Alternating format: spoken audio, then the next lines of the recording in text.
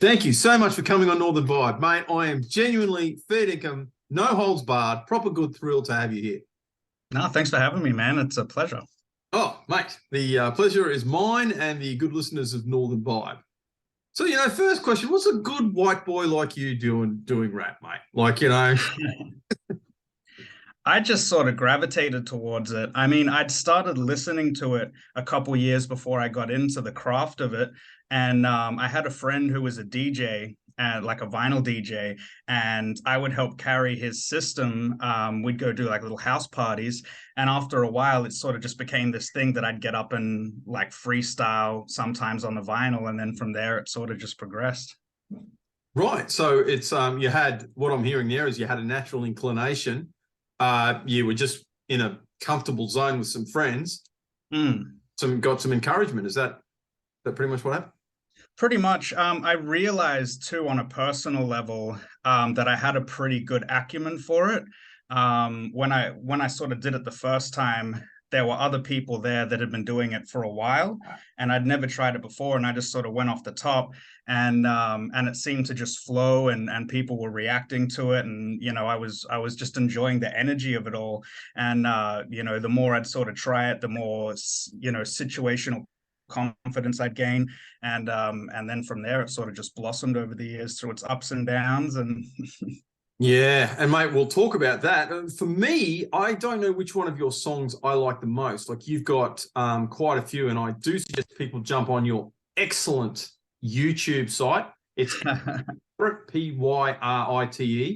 But my favorite song, I'm just about to play a very short part of it, is Soul Remedy. But like, I don't know if it's that or Dreamwalkers that I like the most. But anyway, enough. Let's hear a bit of this.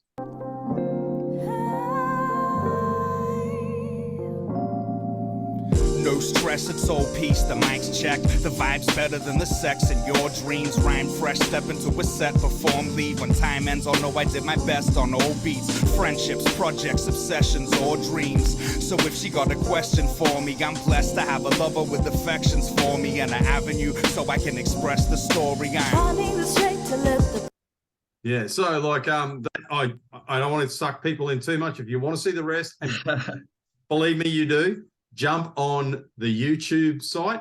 Again, MC Pyrit. So jump on. He's really, really good. I've subscribed, and I've spent, God, it was like being in the TARDIS. I lost a couple of hours on that website. It was kind of awesome. But discipline versus, so you've talked about that there were barriers. You talked about, it wasn't all smooth sailing. There were things that you overcame. Discipline versus motivation. Let's talk. Yeah, I mean, as far as hip hop goes, there were a lot of things to overcome. And I think it's funny, in whatever art you're in, the juxtaposition between, your personal life and what you're dealing with, and how that's reflected through whatever your art form is. So I think that's why a lot of my earlier material, once I went from sort of freestyling to actually actively writing and trying to figure out structure, was, I was in, pretty bad places, making stupid decisions, hanging out with bad people. And as bad as that was, it sort of also fueled, I guess, the seeds for creativity for the first, attempts at writing. And it's where I was comfortable at it. The first few acts through my 20s were either battle formulated, or they were, something to do with toxic relationships or domestic issues, or whatever the case might be. And it wasn't until sort of later in the game when I started also acknowledging like the bright side of things, and which is great, because once you get on that higher vibration, your life tends to go better as well. That's so spot on there too. But what attracted you? Because there's a number of creative outlets you could have had. So, you're in this dark place, you're wanting to articulate all these things. Why rap? Yeah, it's kind of funny. I mean, I guess it's how heavily addicted I was to listening to it when I first discovered it, because I discovered it by accident. The only hip hop I'd ever even heard was whatever had made it over to Australia and was being played on the radio at the time I happened to be listening to the radio. So it was, I can't even think. Like, and it was more R&B than hip hop. A lot of the stuff, apart from, you know, Tupac, you'd get a little bit of Tupac and whatnot. But I didn't immerse myself in it enough to really, you know, get drawn to it until a while later. And then I, by accident, found like a burnt disc on the ground and picked it up. And my auntie, who I was staying with at the time, had a CD player, and I put it in. It was all scratched up, and it actually played. And it was like Dr. Dre, Snoop Dogg, Tupac, and at first I was just like, sort of mesmerized by the fact that you know, they're singing or doing whatever they're doing, but the swears were being beeped out. And for some reason, it just hit me as such a wild concept that, you know, there's arts of music out there that if they, you know, say a naughty word, beep, you know, and it sort of shakes you out of the flow of what's going on, you know. And then from there, I was like, wow, I really like the sound of these guys. I like that they can tell a story. I like that if you close your eyes when you're listening to it, it paints such a vivid story. And, you know, the more I listened to it and sort of discovered more artists that I enjoyed, the sort of experience of putting on a full album, like a LP, and listening to it from start to finish and just going on a journey was something I wanted to recreate.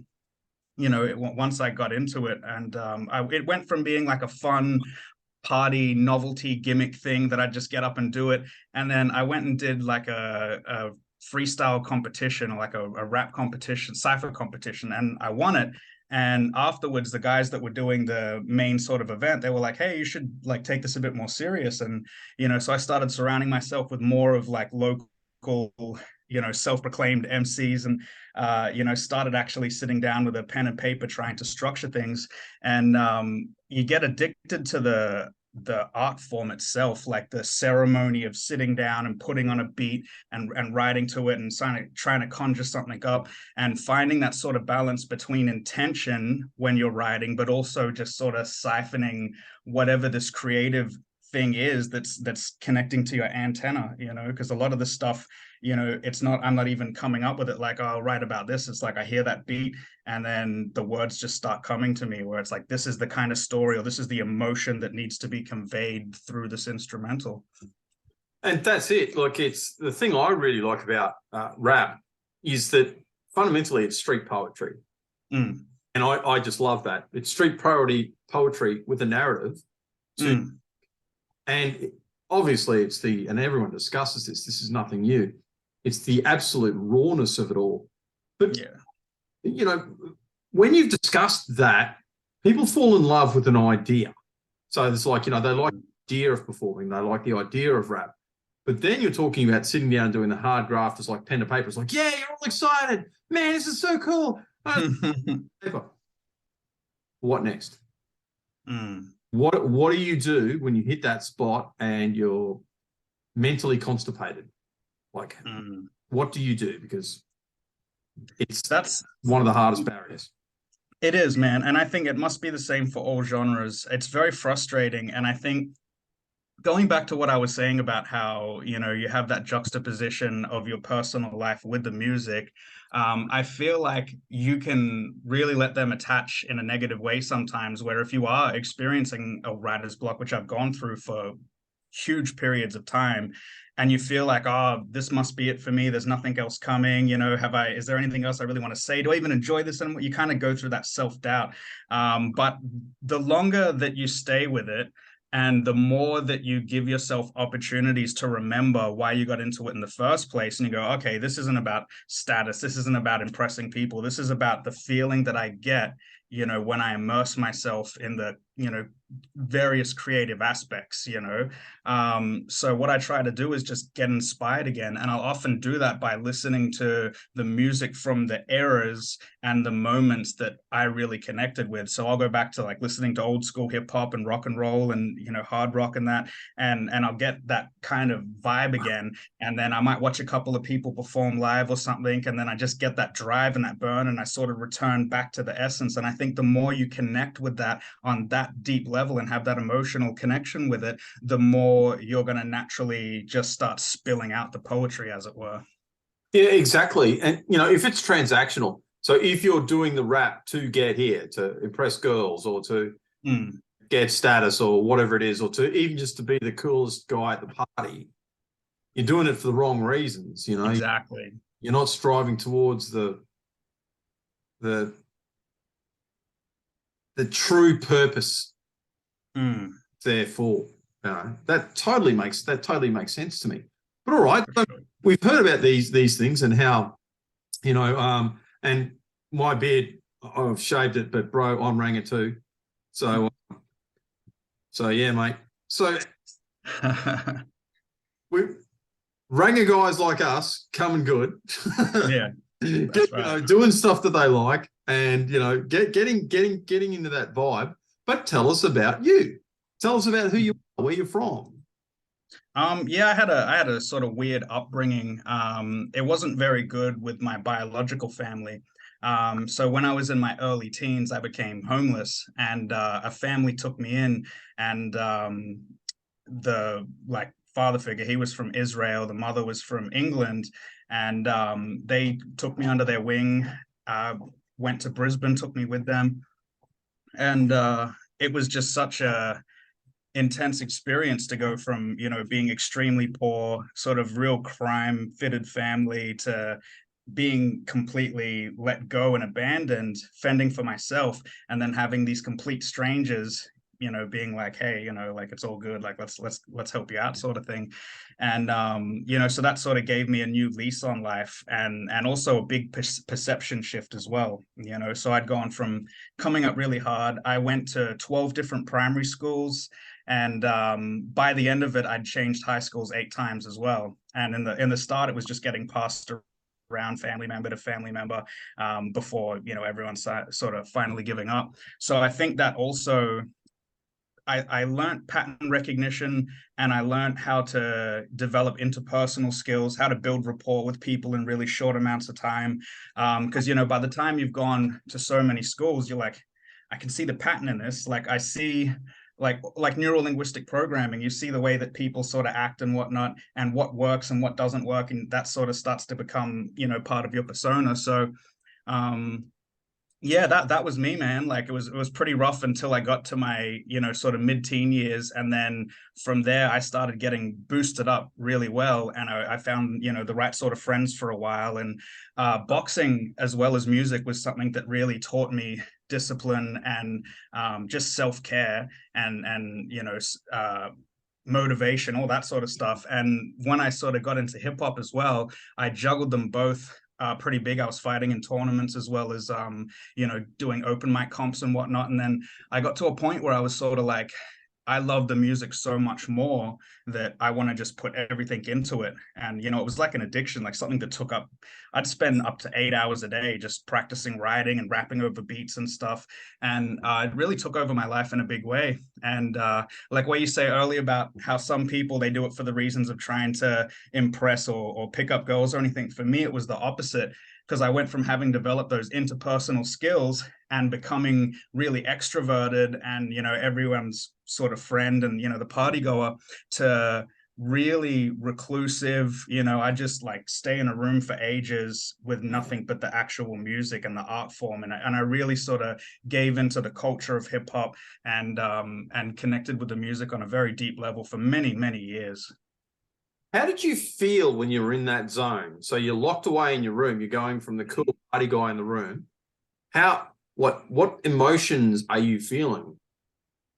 A pretty wide range of emotions, because part of it is like seeing the fact that I'm not socializing anymore, because I think I did it to a very extreme degree for a few years, and I was just pretty much couch surfing and or staying in real crowded share houses and stuff just to keep money down so I could work as little as possible so I could focus all this time. I didn't care about owning stuff or anything like that. It was just connect with this music, figure it out. And through that, I think the emotional, it's almost like a therapy, because you allow that part to come out in different ways. And sometimes when you're making a song as an artist, you find a way to express something that you might not otherwise be able to just say with words, like in a normal conversation with someone. And I was definitely very late to the game on being real open with my emotions and sort of wearing my heart on my sleeve. I kind of really put up barriers and armor.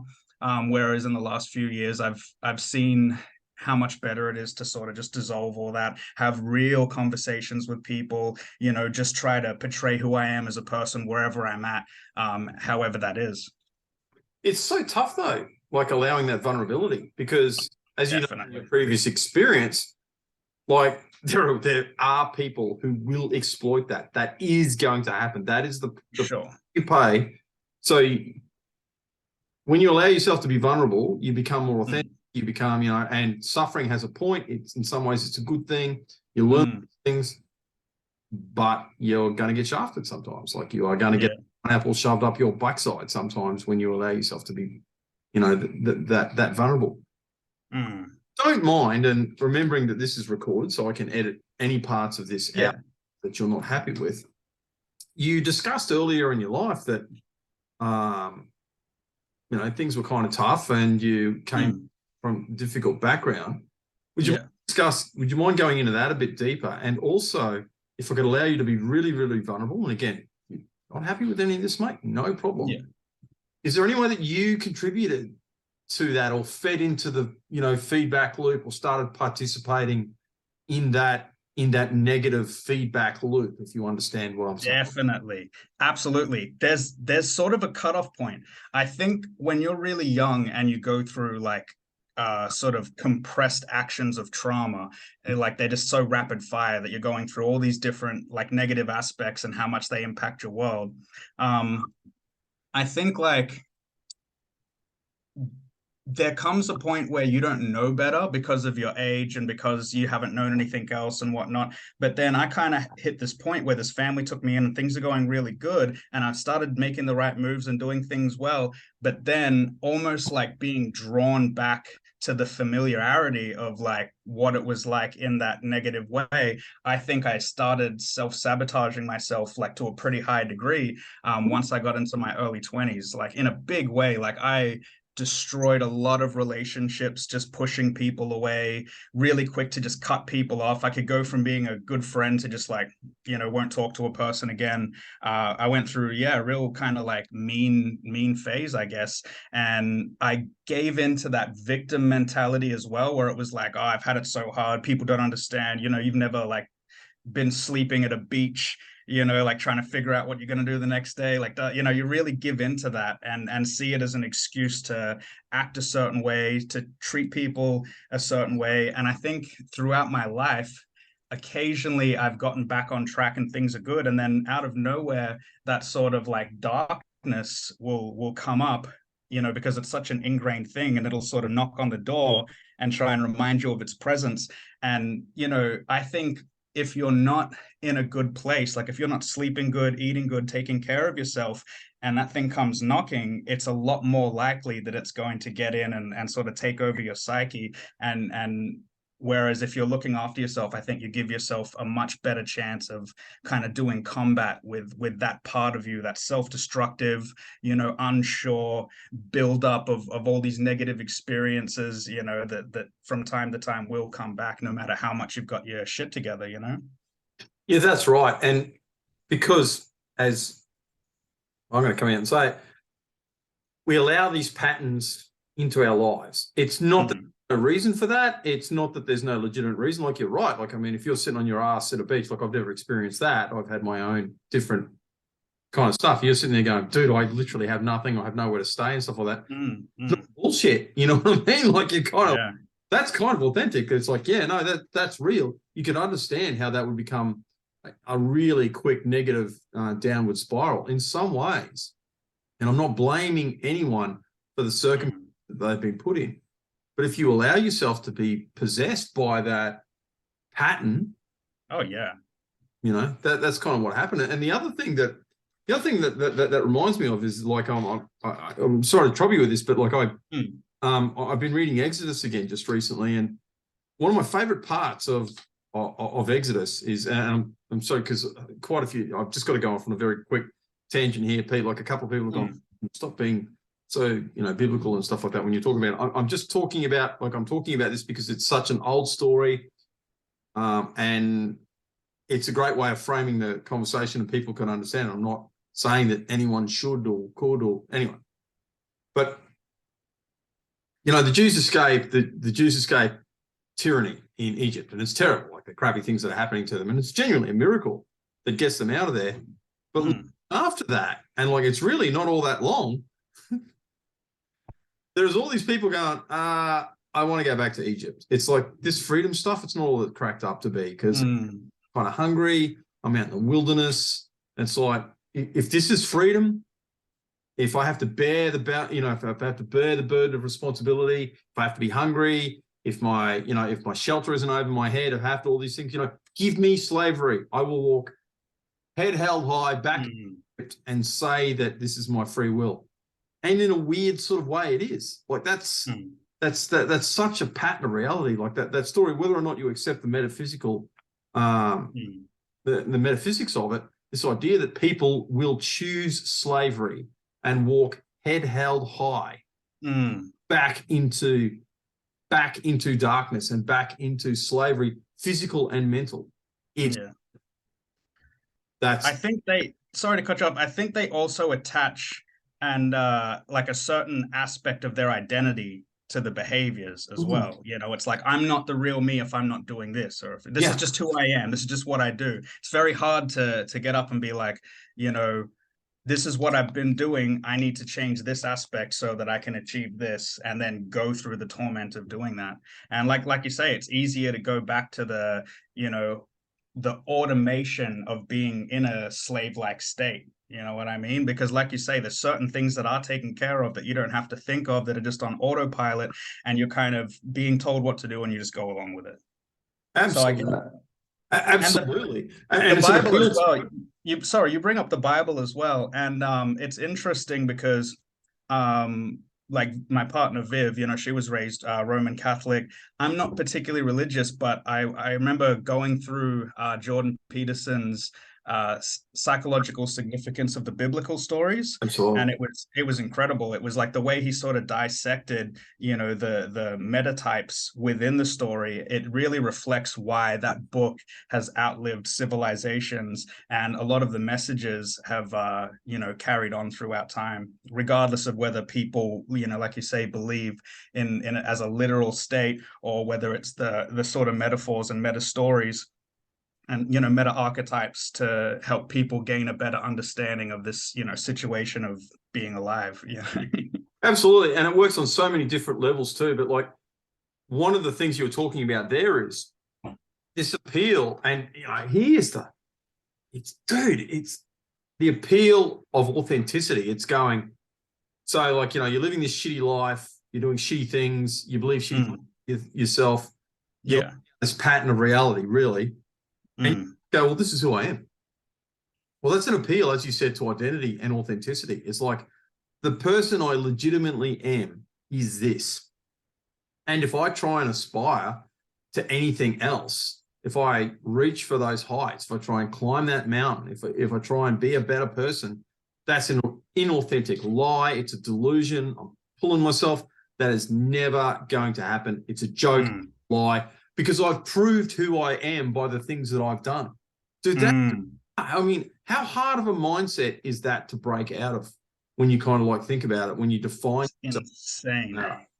It's insane. And for a lot of people, it's not until they have a health scare or experience, a death in the family or something like that, some real paradigm shifting event, that they, will often look at it and be like, I need to change the way I'm living, like I'm continuing, this going on by what I'm putting in the, repetitious habits that I'm just, living out again and again, doing things that I know I shouldn't be doing again and again, Yeah. And again, it becomes a self-fulfilling prophecy. This is who I am.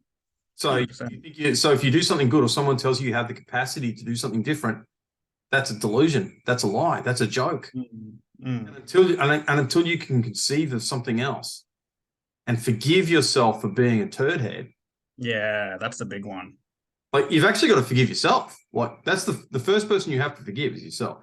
Yeah, I don't think people appreciate how difficult that can be. When you've got a lifetime of reinforcement of that, letting that negative inner voice saying like, this is what you are, this is what you're not, this is what you can do, this is what you can't, and living as if those are truths and enforcing that in reality, it is so difficult to sort of burn off the aspects of that are shackling you to it. It's very, very difficult for absolutely anyone. You know, you get people that are doing great things in some fields, or even in like personality traits, they're doing things that are serving them and their family really well, but then they'll have this aspect to them that they can't seem to shake, that's, you know, messing them up, whether it's you know, alcoholism, or even just a sort of behavioral habit where they respond to particular things in ways that just, you know, make them look terrible in front of other people. You know, there's a lot of different ways we can sort of attach those things to us, and it's important to sort of face those things and figure out what's going on, and then come up with an action plan of how to change that. Yeah. And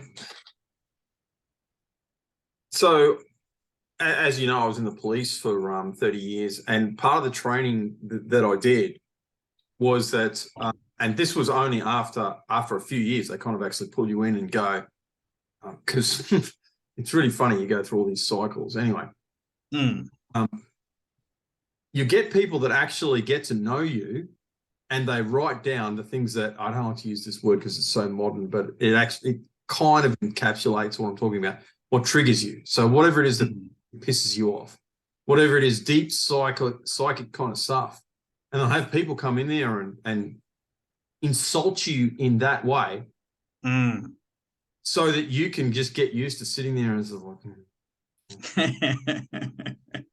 you know what I mean? It's like, you're pressing all of my buttons and I'm just wanting to smack you in the face so many times. Yep. But to get you, to expose you to that purposely to treat and kind of like to make you suffer mentally, because then you have to face that. There and kind of like, because, you know, this course that I did on it, because I was kind of, without going into the details, they made, you know, they would sit there and it would be like, I don't know if you've read C.S. Lewis, but C.S. Lewis talks about, you know, demons getting their fingers into your wounds and picking them, sticking their fingers in and open the scar. That's what it was like. And then realize that trigger that's yours. Yeah. That's you. Yeah. It's not, I mean, it might even be true because like, obviously with a lot of these psychic wounds, so if they're calling you a, whatever it is, insult that they've kind of like put it in there, and it's reverberating with you so much is because there's a great truth to it. Yeah, absolutely. You're a bit of a thug, you know, you kind of like, it's like, oh. That's right. And it's crazy once you get to that other side of things where once I think you sort of face things that you're doing that aren't serving your purpose, and you start working on those things, and then it almost flips and becomes like a joyous thing, and it's a kind of funny like joke thing that you get with yourself when you notice these things about yourself and you sort of pull yourself up on it. You know, you can really change the relationship you have with the things that are holding you back by changing the way that you view them and interact with them. And once they become a big joke, you know, and you can go, oh my God, like you follow the thread back if you need to find out where that started. If you think that's going to help, sometimes it does. You can go right back and sort of like wash it from the beginning, but sometimes just acknowledging that you have that, you know, it almost heals itself. I found that for a lot of my stuff, a lot of my hangups, a lot of the sort of negative decisions that I was making, once I was aware of them and actively sort of trying to face them and change my relationship with them, I found that I intuitively went, man, this isn't serving me at all. Like, this is just bringing me, you know, negativity. I'm just going to push this away from here, or, you know, rather than always bitching about, I don't have the time to do this and this, I'm just going to make the time. And no matter what happens at this time on this day, I just go and do that thing. And then I have nothing to blame, you know? Yeah, I'm going to set the alarm. And yeah, funny how you talked about these things, because boxing is actually very creative. I've never boxing, but very, very early, I did a little bit of martial arts and I was crap at it and I got my head kicked, that kind of stuff. But that's not the point. The point is you have to be creative. Like, if you're not creative, if you're totally reactionary, you're never going to win. Like it's like all of these things. So there are so many ways that people. One of the other really big things, Pete, is I talk to people and they go, well, I'm not creative. And it's go, well, because when we talk about creativity, we think rappers, we think painters, we think poets, we think, you know, whatever it is. It's like, dude, if you're, and you don't even have to be good at it at a really high level, but if you go down to your local jiu-jitsu dojo or someone who is a formidable, or even if you're just learning, like even if you just, because, you know, you got to start from somewhere, and kind of like, that's creativity. You have to kind of like put it in there. If you sit down, a really good meal for your, you know, my long-suffering wife was getting up me tonight. I said, "Oh, what's for dinner? Are you going to cook?" And I went, "Yeah." She goes, "Yeah, I'm not going to let you cook. You're kind of like really crap." And as much as she wanted, and she kind of like, it's not, I'm actually not a bad cook, okay, for complete clarity, throwing it out there. I'm a bit rusty, but not bad. But she likes doing it because it's one of her outlets of creativity. And she gets good at something. She's serving other people. There's all these boxes that it's ticking. As much as she's like, well, you don't cook. Because as soon as I go, okay, she's like, no. It's like, I'm not letting you do that. It's like, forget about that. Let's try and get back to the thank you so much for sharing all that kind of stuff too. Like it's for sure. You know, obviously that's letting yourself be kind of like pretty vulnerable there with the, you know, with the background and the toughness of all that, and the not being in a family, and then all those different school changes, and yeah. Oh yeah, look, would you mind discussing, is there any way that you personally contributed? Like, can you know, if you're willing to give an example or something, it's like a sort of, when, you know, I did some kind of shitty, stupid things, like rather like. Yeah, and I think one of the biggest things that I look back on, and, you know, through sort of researching motivation and self-improvement and stuff like that, found that it's a pretty common thing, is not keeping promises to myself. You know, I think it seems like a real small thing, but when you start doing that, saying I'm going to do this and you don't do it, or I'm not going to do this and then you do that, I think it sort of, you lose that self-trust and that self-belief, and then I think that kind of infects a lot of the other stuff that you do. And, you know, whether you see yourself as someone worthy of not only accepting things that you deserve, but also aspiring to a certain level of what your output is and what your accountability is. So yeah, I think a lot of it was letting myself down, letting my my potential just slip, you know, like as much as it was good to develop, even in the hip hop format, there were times there where I was putting in so many hours into that and absolutely nothing into anything else in my life, you know. So I let something that, you know, even though I love it, and it's had some good things come out of it, and it's a great way to express myself, like anything else, it can become a severe addiction. And when it's at the stage where, you know, it's fair enough to go, I'm not going to go to these parties and get messed up because I want to stay here and work on my thing. Like, that's all good and dandy. But when it becomes, so I'm not going to bother going out and catching up with this friend I said I'd catch up with. I'm not going to go help my mate move this thing that I said I would, because, you know, I'm here and I'm focused on the goal and stuff like that. So, you know, shitty stuff like that. But that's an appeal to authenticity too, Pete. It's like, well, you're a liar. So you lie to yourself. Yeah. Really are a dirtbag, aren't you? Again, that's that. Yeah, that's right. Voice in your ear. You're a lying dirtbag. Yeah, that's right. Lie to yourself. You can't keep a promise. It's not. That's right. Just give in to that shitty. Yeah. Supposed to be, you know. Why bother? Yeah, absolutely. Oh my God, that's so like. But I mean, that's because it's kind of evidence based. It's kind of like, you know, how do you? I mean, take out of that loop. That's just, dude, you got to forgive yourself. Yeah, I think a couple of things sort of got me out of that as well. Like, because, you know, I did other stuff as well. I think a big thing was I went through the stage in my like mid-20s when I just became like a total hater, and I was doing a lot of like rap battle competitions, and I was killing it, which is all good and dandy, but it kind of became who I was as a person too. There was this weird period for a few years where I was just like, anytime I'd hear someone that was getting like radio play, or, you know, that was getting a chance to battle someone better or perform here or have a collaboration with someone, get beats from someone, and I felt like they weren't as good as me, I would just go on a tangent. I'd be like, man, this person sucks. Like, they should, you know, if I had that beat, I'd have done this. You know, if I was on that collab, that song would have banged. You know, I went through that in a big way. And I had like a weird moment when I went down to Melbourne for the last sort of main battle I had in 2015.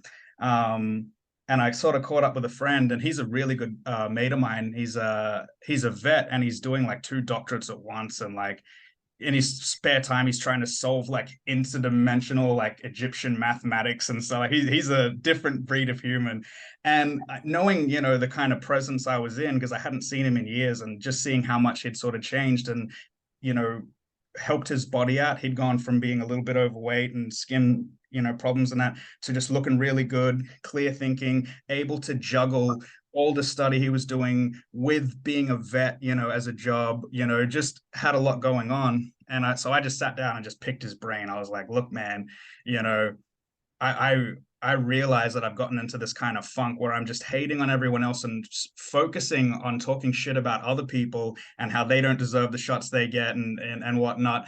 And taking no accountability for where I'm at, and the fact that the reason I'm not somewhere better is because I'm not doing anything. Like I'm just expecting everything to kind of fall into place for me. And he was really like methodical about it. Like he just sort of gave it to me. He was like, all right, what do you want to focus on first? And I was like, my health. And he's like, what are you eating? You know, and we went down that path. And you know, a lot of processed crap, too much red meats and stuff. And you know, so he kind of like talked me through that and why I was having, you know, inflammation in my stomach and how that affected my brain and stuff like that. And we just kept moving down, and he was like having my own personal little psychologist that was just doing a deep dive and helping me just clear crap out, because I just sort of reached this make or break point where I was like, if I don't sort this out now, like, and make it a continuous thing that I'm going to try and improve my situation, I'm going to keep going so far back that, you know, I'm not going to ever get anywhere ahead. And he also had a good way of kind of being like, bro, like, I've known you for ages. You're really intelligent. You're really creative, but you're your own worst enemy, and you get in your own head, and, you know, you need to get out there and just start doing things. Don't worry about failing, because I can get into that perfectionist mindset. He's like, just go out and do.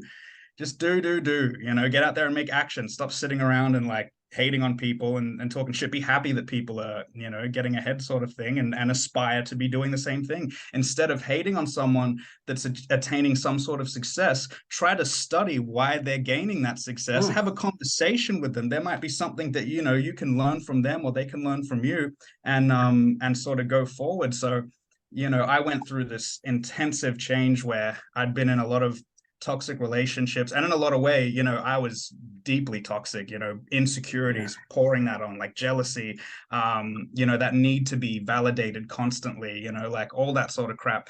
So I had bad relationship after bad relationship, and usually I was the cause. So I had to face that and go, okay, what do I do to like sort of change that? I need to put everything aside and focus on improving myself, you know. So that was it. I got back onto my health, back onto my fitness, got back into my writing, but just from a place of wanting to enjoy the procedure of actually creating. And then through sort of improving my situation and my relationship with myself, I think once I got to a stage where I'd taken away at least enough of those negative self-sabotaging traits, then things started improving. You know, I met Viv, and I got back into writing. She was such a big, you know, she just filled my bucket, you know, like, you got all this talent, like, you focus on doing this, let's write a song together. Like, she is like such an inspiration, you know, like, she's such a hard worker, professional, talented, you know. So having her being, you know, the one that's kind of like, you know, come on, keep getting your shit together. You've started, but sometimes you slack down, like, pick it back up, has just been, you know, invaluable. It's been a really big part of, I think, why in the last few years in particular, I've been able to really go from a sort of certain trajectory to just up and up. Is like, I've been putting so much more time and effort into what I'm doing, so much more passion into what I'm creating, and you know, having that self-belief to be able to go, look, I've gone through this, I've faced these demons, I've slayed this, there's still more to do, more to work on, but I'm good where I am, and I know how to improve and get better to where I'm at. I deserve to be able to, you know, to connect with who I want to connect with, to be building the bridges I want to bridge, you know, create the things I want to create. Like, there's just a lot I want to do, and it's taken me until, I think, into my 30s is when I really got into that momentum of like, okay, like, we're doing this now. This is who I am. Like, you know, let's go. And mate, look, this is your interview, and I've got more questions for you. But talk about Vivian. Oh my God. Yeah. I'm telling you, like, I don't mind admitting this.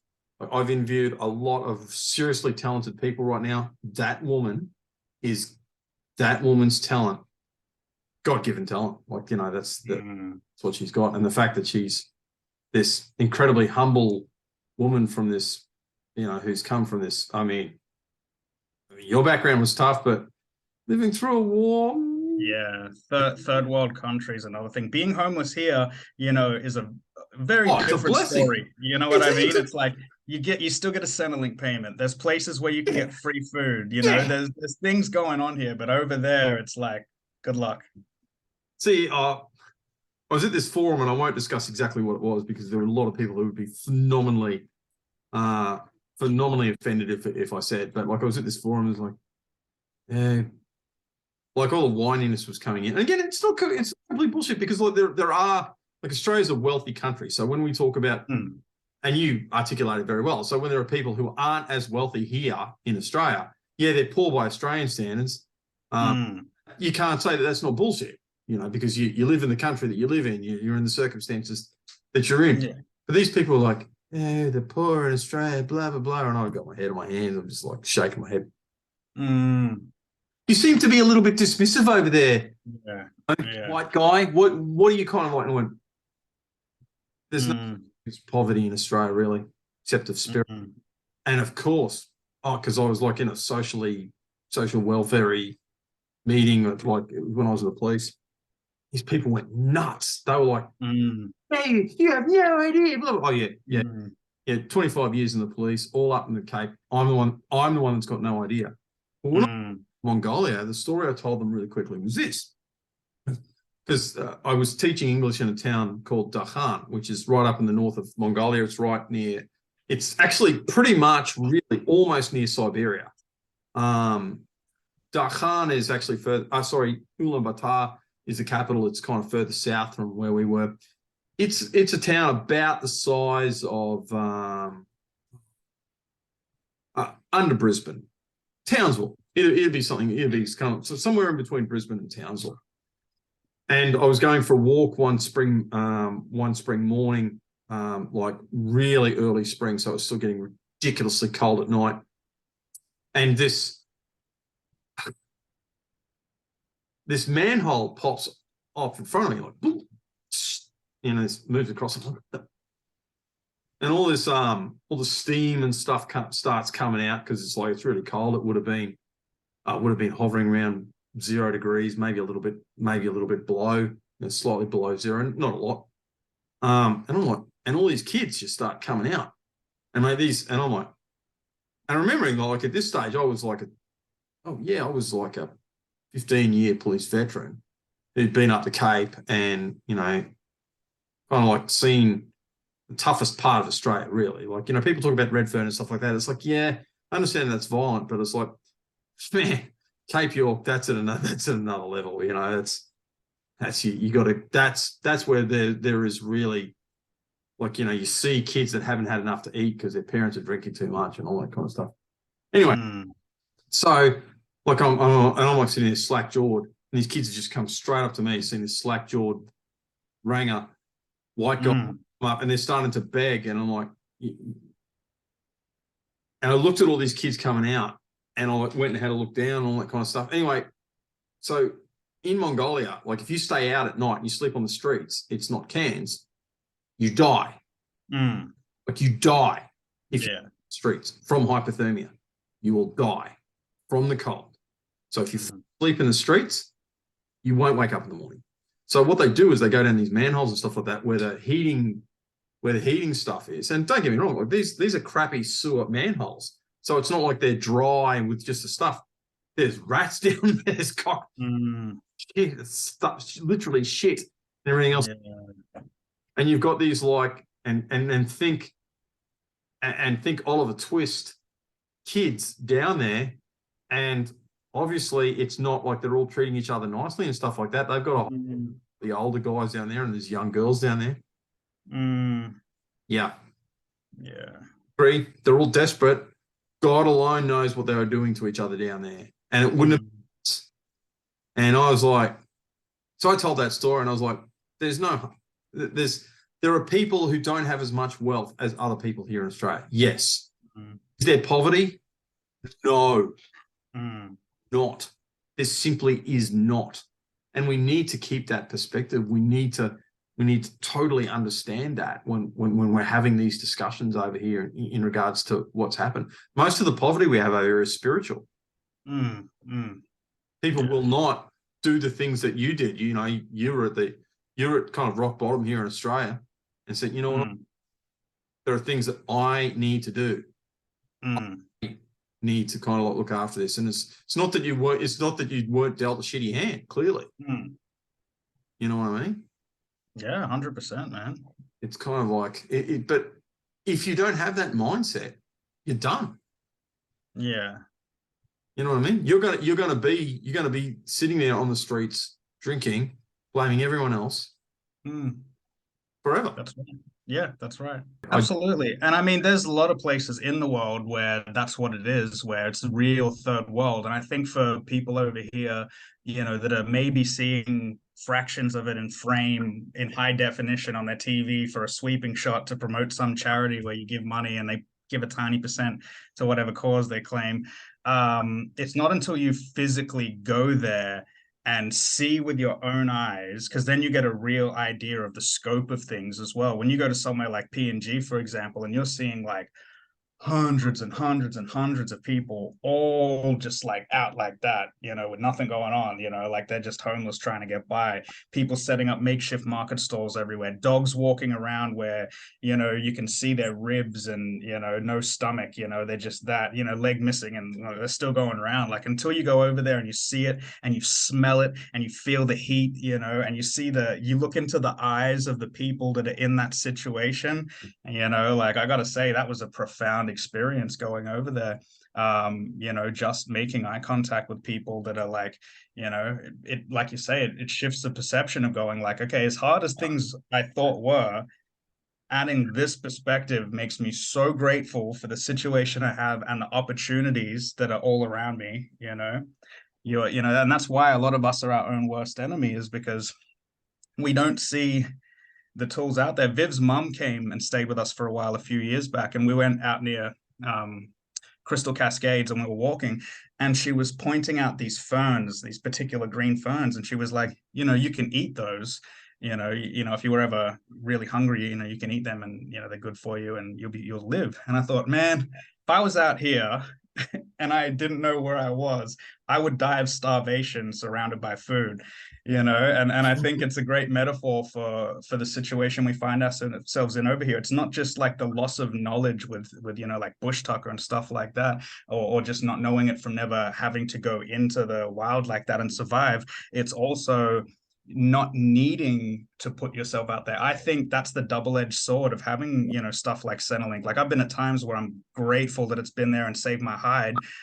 But I think the fact that it's so easy to manipulate the system and stay on it and keep yourself going, for once people lose motivation, they gain a momentum on the lack of motivation. You know, they get to the point where it gets more and more comfortable to be, even though you're kind of living in substandard situations, you're eating, you've got aircon, you've got a roof over your head. It's easy. It's not hard. You don't have to go and do anything. You get sort of addicted to that. Whereas I think one thing is if you take that sort of safety net out, you know, you've burnt the boats. There's no going back, you know, like when Cortez burnt the ships, like you're stuck here and you got to do what you got to do to get through. Yeah. But I mean, whoa, I mean, people would compare you to, God, Hitler and Ayn Rand and people like that for saying that. And of course, we're not advocating starvation, but yeah, absolutely. And you know, people sometimes they get down and out, and sometimes you do need a little bit of help. And if you're, you know, like for an example, there's a point to suffering though too. There is a point to suffering. Like that's true. Yeah. We've got this weird idea that any suffering is a bad thing. We've got to stop people from suffering. It's like, no.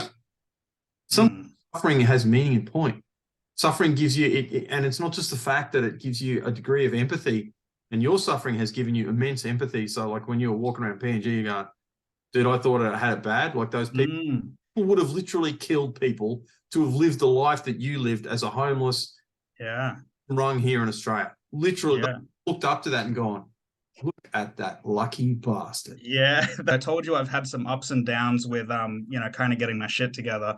And where I had my first big turn up and my first attempt at getting out of that negative energy was working in aged care. I got a Cert 3 through a Centrelink program, and I dove into it. And when we started the course, there was like 20 something of us, and at the end there was about 4 of us, and then we did the vocational placement and there was 2 of us, because you're doing personal care, like washing people that are naked, and someone's got a colostomy bag, you're helping clean, and you got to deal with the urinary catheter, and it's a very invasive sort of job, and it's a weird thing, especially for someone in the early 20s to sort of jump into, but I was so grateful for that experience. And then years later, when I heard Gary Vee say it's such a good idea for people to go and volunteer, I think the perspective that gives you of seeing 90-year-old regret, seeing people that get to the end of their life and they're content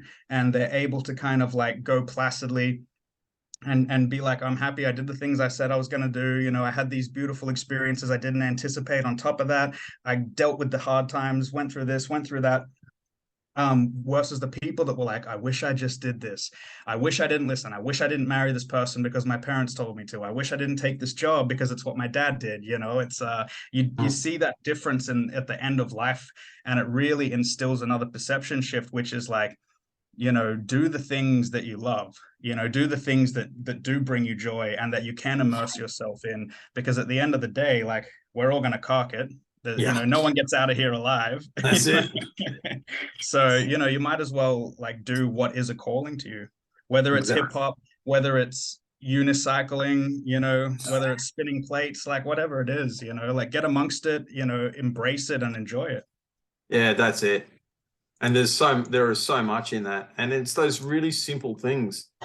And as you said, finding someone who can assist you through life, finding, to bring you these things. If we can, so when you're hitting those creative stuff, and this has been an awesome conversation. So when you those creative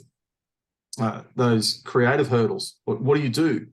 Is there a specific thing that you can do to get those creative juices flowing? Well, yes and no. See, my thing is the best writing I do, the songs that I actually keep and I make a song out of and record, like the stuff that I'm willing to put money up to make sure that I'm going to put the best quality version of this stuff out. It's the stuff that I don't go in with an intention. So it's like, I'll put the music on, I'll feel the beat, words and emotional start coming through me. It particularly helps if I'm already in an emotional state that's aligning with the feeling I get from the beat, if that makes sense. If I put the instrumental on and it's a real upbeat Soul Remedy and I'm in that chill sort of zone, I'll get in and write it up. Like I wrote Soul Remedy in like 45 minutes, I think. Something, really, really quick. And I've had other songs where I've gone back and forward to because I've fallen out of that emotional state. But one thing I realized over the years is, even though a lot of the stuff I'm writing I'm not using, through the act of intentionally trying to write, when it came time to siphoning that creative force that comes through, it somehow kind of had an overlap into that. And the quality of what was coming out was getting more polished. It was having more structure to it. And once Viv got involved as well, like a lot of times now when I write songs, I write them with her voice in mind, for a hook or something, so I've got some tracks on my album where I've actually written the hook and she's sung it, and it's kind of like, I needed, like, I heard her voice, her sort of tone and that, and then I was like this, and then she'd sing it. And there were other ones where like she'd write the hook and sometimes the song would come off of that. But to get back to your question about like when the creativity block sort of sets into place, now what I do is I acknowledge that I'm not in that state where I'm going to create, a song that I'm actually going to want to put up there, but I still have the opportunity to put in the work that's going to make it so that when I get back into that state, the quality of the product is going to be as high as possible. So it's looking at that as an opportunity to sort of enforce one of the weaknesses while your strength is away. Absolutely. And that makes total sense to me. I have to be honest. And the other thing I got to throw in is like having the dulcet tone, this idea of like having Vivian's magnificent voice in your head. That would have to be like a magnificent inspiration. What's the best gig you've done? And then I want you to follow on with what makes good music. Those two things are going to be linked, I'm quite sure. The best gig I've done is crazy because, like I said, I put a lot into doing like rap battling stuff, which is it's a different substrata of hip hop. It's rap, but it's not like you're doing a song or even a diss track. It's like you're going against a person, coming up with words that rhyme to sort of disrespect them, and then they come back and have to, and, you go back and forth a couple of times. So I did this event in 2010 called Underrated, and it started off, I got a set to do like a 30-minute set or whatever, and I just rapped, and then like over beats and stuff. And then there was like a round robin rap battle competition, and I won it, and I went against like 7 or 8, maybe even 9 like MCs over the night, and yeah, so I beat them all, and had done a gig on top of that, like the 30-minute set, and that was like, for me, was such a dopamine release. I got home because it had been filmed as well, and some of them are still up on YouTube, and I went home and I was like watching these battles, and I was like, that's me. Like I got up and I just, I got in the zone and I did it, and everything just flowed perfect. I had a little bit of pre-written stuff and a lot of freestyling, and I was just seamlessly intertwining it, and everything, like there wasn't a mistake. And if there was, I managed to recover so well that you couldn't even tell, so that for me sort of push my trajectory into the battle side of things, which did have a lot of good to come out with, especially in my writing, because before then I never had intention with my writing. And then I figured out through battling, once I got into the a cappella like league side of things, is that when it's kind of like sports, you're going against a person that's had a few battles, you've had a few battles, you come up with ideas of mistakes they've made or things they've said to use against them in your structure, and then you got to fit in some freestyling and stuff. So I learned that the best punchlines I wrote the punchline and worked backwards like most comedians do. They write the punchline of the joke and then work the setup. So that changed the way that I thought as well. So sometimes I'll be in the zone with writing, but I'll get to a point in the song and I'm like, it's not working. And I'll take a couple of steps forward and come up with a cool punchline and then kind of take it back and weave it. So it changed the way that I was able to see almost the lineage of the song structure. And instead of just going like that, I could go like that and then back and then attach. You know what I mean? Like it really just changed the way I even like perceived the structure of writing rhymes. Yes. So the other big one was actually 2021 at the end of the year at Elixir Bar. There was a hip hop slam night, and I got up with Viv and the DJ I was using at the time, and R3B were there and a few other, sort of fairly prevalent local hip hop acts, and everyone did a really good job. It was just such a good vibe. All the performers were really good, and I think as far as Viv and I performing together, that's, I feel like, the best show that we've done together. Apart from, we did one at Tigers last year and like no one turned up, but we have this thing where no matter if it's like one person in the audience or 1,000, we always perform as if we're at like the biggest festival ever. It's like give everything into the performance, and even if no one's there, you're putting it down and you're sort of sharpening and polishing everything. It's practice at the same time, and then it's a great, it's almost like having a jam. You're just enjoying time with your friend and opening up creatively and stuff. Like I forgot one of my verses and freestyled, and when I switched from freestyling to writing, apart from like some of the battle stuff, I really let go of freestyling, because when I started, I was great at freestyling and terrible at writing, like embarrassing cringy at writing. And then the more I spent time with the writing and I started getting good at that, my freestyling suffered a little because I wasn't practicing it as much. And I'd really let it go for a long time, because there's a big level of certainty you need to have to be able to, in front of people, not have anything pre-written and have the faith that you're going to articulate words in a way that's going to impress people, Totally.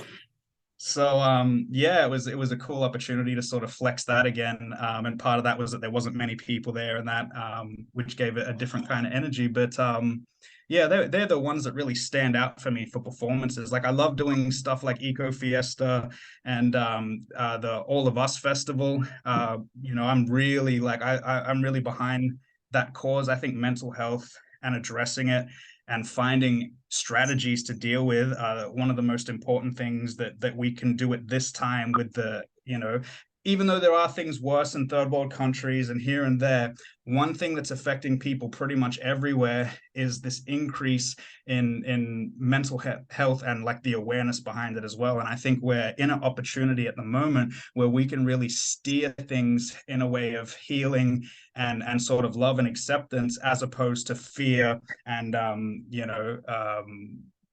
sort of keeping people at arm's length and whatnot. We seem to be at that real crossroad, the COVID side of like, keep people at arm's length, 1.5 meters away from me, and I'm going to wear a mask and stuff, as opposed to going, hey, this person is the same as me, just experiencing itself, in a different life, and I should treat it accordingly and treat this person how I'd like to be treated.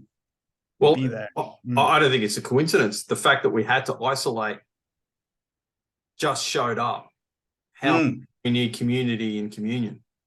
You're part, you're a node in a network, and you have to, and if you don't get that sense of community, if you're not bouncing stuff off other people, if you're not hearing someone else's voice in your head when you're trying to create, you're not going to get it there. But mate, so what makes good music / rap for you? Yeah, I mean, something when I started taking the route of writing, and I heard a couple albums that I was really inspired by, and they were all very different. Some of them were really like kind of aggressive, but the structure was really cool, like the multisyllabics and all that. The cadence was really cool. Some of them were really sort of like chill. Other ones are, tackling different topics and narratives. But what I really wanted was to have that level of quality in the construction of the song, and also have a lot of versatility with the subject matter. Because one problem, there's a lot of talented rappers out there, but they rap the same story. It's like, I sell drugs, I pimp women, I shoot people in these gun battles and stuff. And it's all good, and some of them are fun, like to listen to, but a lot of it's crap, and a lot of it's the same story being told over and over again. So I was like, one thing I don't want to do is fit that same pigeonhole of being like a typecasted rapper, of just being like, I'm just going to rap about it. I want to be able to, when we got Eco Fiesta the first time, I applied fairly late, and they were like, yeah, you got like I think it was a 20 or 30 minute set, and I was really excited, and I was walking around the house, and I was like, Viv, like this is so good, like this is a big step, I'm so happy to be a part of this. And then she's like, well, what are you going to do about the songs? And I was like, what do you mean? And she's like, well, it's family friendly, and the majority of your stuff has like pretty full on adult themes and swearing. And I was like, oh no. And then we sat down, had a couple of drinks, we put on some music for some beats that we owned but hadn't like written to, and then it was like, okay, let's write a few songs for this event. And the only thing I have to make sure I do is not have like cussing in it or themes that are a little bit too full on for kids to be taking in when they're having a day out with mom and dad, So I did Good Times. I wrote that day because it was just about being out and having a good time. We did one called Free the World, which is kind of on like environmental consciousness and whatnot. We did one called My People, which is about acknowledging yourself and others and seeing the suffering in the world, and maybe just trying a little tiny bit in the ways that you can, not saying give money, but just try and be slightly nicer to someone, or, give someone a chance if they're in a bad mood, try and acknowledge what they might be going through, just, that sort of vibe. And then I sort of rewrote a couple words in Soul Remedy just to make sure, And then Dreamwalkers, I think I changed one word just to make sure as well that everything could be played like on radio for kids if it needed to be, but still had the essence of a good hip hop track. Like it still had catchy punchlines that were banging, the beats still slapping. There's a lot of the energy in conjunction with what the vibe for the song was. With Soul Remedy was still that chill, fun Sunday sesh, you know, like Good Times was still that, you know, catching up with friends, having fun vibe. You know, My People still had that sadness about it, but it was encapsulated in a way that was like you could enjoy as a grown adult, or you could hear as a kid and might not get every single nuance of it, but you know, it's nothing that's gonna like shake your world and go, Mom, what do you mean? Like, what's he saying something? Yeah. Like, No nightmares. That's right. That's right. So yeah, that was pretty ill. Mate, this is a fantastic interview. I'm enjoying it so much. Yeah, mate. Give me the Pete message. What do you want the good people of Northern Vibe to know? I want you all to know that you're all capable of acknowledging where you are and everything you've gone through to be where you are and anywhere that you could aspire to get to. No matter what your field is, no matter what it is you're trying to achieve or work on, it's okay to make mistakes. To take steps backwards is sometimes important for added perspective. The main thing is be gentle with yourself. Find that balance between being gentle with yourself and being disciplined with yourself. Allow yourself to be motivated and inspired by others, and to try and see from a place of abundance instead of scarcity. You know, like you might have other people in your genre that are at a particular level, either financially or through notoriety, and like try and be happy for them. And if anything, learn from the ones that are doing the things in the way that you want to do, or learn from the ones that are doing things in the way you definitely don't want to do. And you know, just strive to be your authentic self, and try to be a little more vulnerable each day. Be real with yourself. Have the conversations you need to have with yourself in order to become the person you want to be and get to where you want to be. Oh, well, amen to that. But remembering that your authentic self is the one that strives for the highness, not the one. Don't define yourself by your shortcomings and your failure. That's all right. That's not the authentic you. That's not who you really are.